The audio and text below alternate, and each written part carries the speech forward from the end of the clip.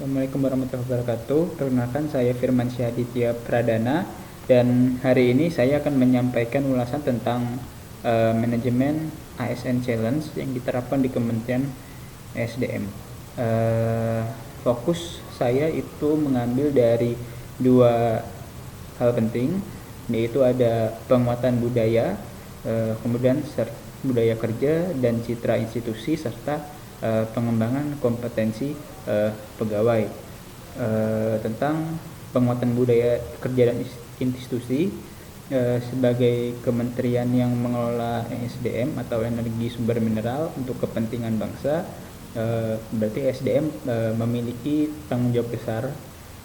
Dengan hal itu berarti perlu ya untuk membangun konsep budaya kerja yang jujur, kemudian profesional, berorientasi pada pelayanan masyarakat.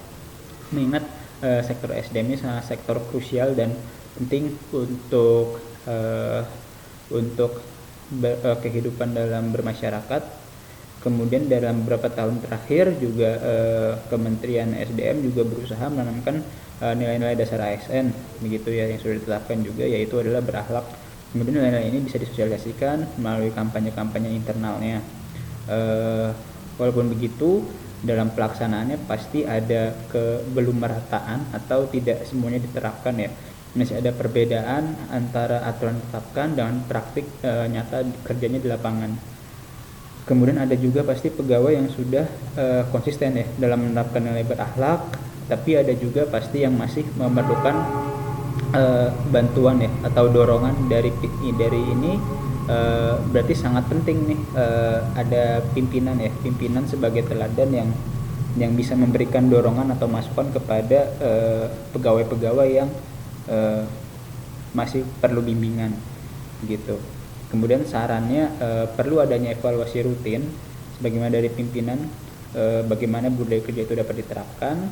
Kemudian pimpinan juga harus menjadi contoh bagi pegawai-pegawai atau bawahannya, seperti itu. Kemudian dalam aspek pengembangan kompetensi ASN, sebagaimana Kementerian Teknis di SDM ini ada tantangan berat, yaitu adalah transisi energi.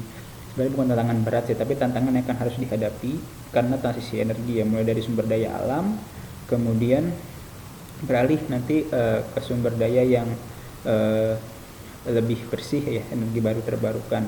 Kemudian dari kompetensi yang tadinya kita pengelolaannya base datanya kita base data kertas kerja ini ya, kertas kerja manual gitu, menjadi teknologi digital ya. Nah, semua itu menuntut untuk pegawai meningkatkan pengetahuan, keterampilan terhadap isu-isu terbaru yang bisa membantu teknis penyelesaian pekerjaan gitu.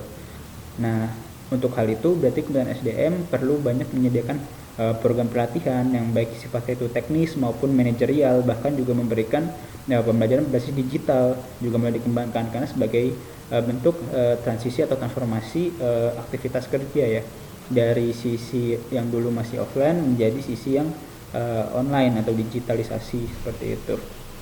Kemudian harapannya tentu saja adanya evaluasi terhadap pelatihan-pelatihan yang dirasa lebih cocok dan based on training ya, need based training atau sesuai dengan kebutuhan yang ada dalam isu-isu terbaru, seperti itu. Jadi hal-hal tersebut bisa terimplementasi bagaimana ASN bisa melakukan pemanfaatan teknologi digital, kemudian ada based learning-nya atau kelas virtualnya, kemudian ada pembimbingan atau mentoring baik dari sisi dari pembinanya atau dari pegawai seniornya juga. Kemudian demikian yang dapat saya sampaikan. Terima kasih.